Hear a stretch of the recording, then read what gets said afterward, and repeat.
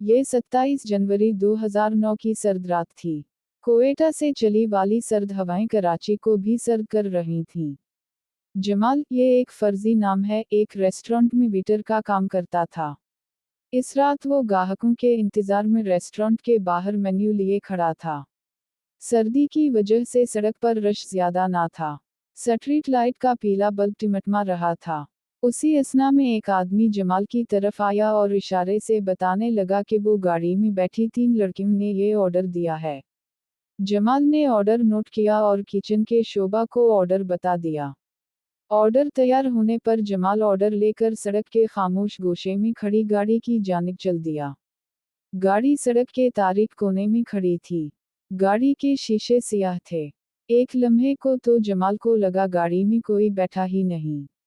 जब जमाल गाड़ी के नजदीक पहुंचा तो फ्रंट सीट का सियाह शीशा नीचे उतरा और एक खूबसूरत लड़की का चेहरा अंधेरे में चांद की तरह चमका। वो 3 लड़कियां थीं जो अमीर कबीर घराने से दिखाई देती थीं। वो लड़की कहने लगी कि वो इस इलाके में नई शिफ्ट हुई हैं। अगर जमाल इन्हें रात में काम से फारिग होने के बाद हर रात खाना ला दिया करे तो वो इन्हें फालतू पैसे भी दे दिया करेंगी। ऑफर अच्छी थी, हर रोज खाना पहुंचाने पर यूं ही इजाफी 1000 रुपए फालतू मिल जाएं तो क्या नुकसान है। खाना गाड़ी में खाने के बाद वही लड़की उसे कहने लगी कि अगर इसके पास टाइम हो तो वो उनके साथ उनके घर तक चले ताकि घर देख सके और फिर वो कल से खाना ला कर दे सके। जमाल का काम खत्म हो चुका था और जो इलाका वो बता रही थी वो कोई खासा दूर भी नहीं था। रास्ते में वो लड़कियां मुस्कुरा कर आपस में बातचीत करती रहीं।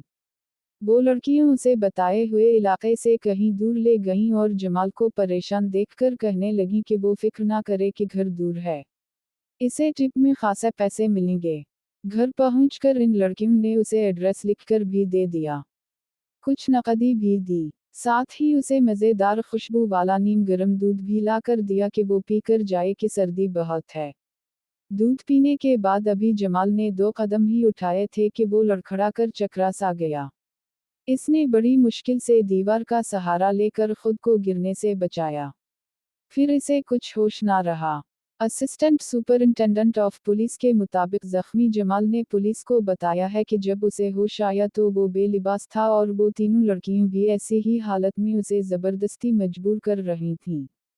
4 दिन रात तक वो इसके साथ जबरी जिनसी जियादती करती रही।